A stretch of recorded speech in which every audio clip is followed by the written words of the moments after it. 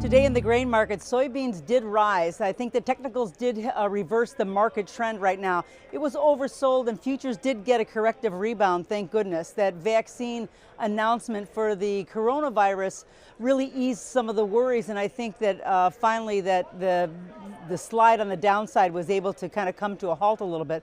There's still a few negative things that are dragging the market down, so it's really keeping it from having a big rebound. But today, at least, there was something positive that it started to come back somewhat since from the bottom on Monday.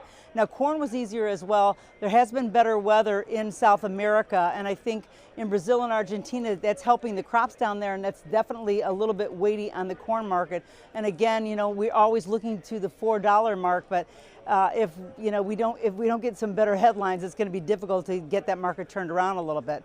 But it's definitely creating a bearish sentiment right now. But it's still higher than Monday, and it's staying within the channel that it has been. But we've got to be watch and hope that maybe this duty-free license coming out of China could definitely help the markets really across the board. We just have to be careful because there's been a new announcement that avian flu now is another issue in China.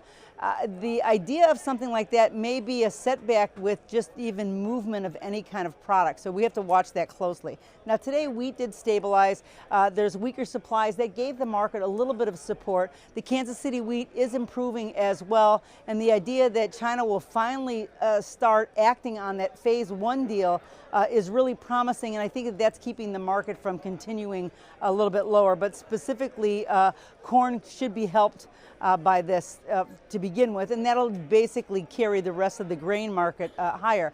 But that flu could be a new problem, and that's another mix in the in the whole pot of deals that we're looking at that could definitely have some effect on the market. But perhaps we can start to look then at fundamentals and some things happening in the global market.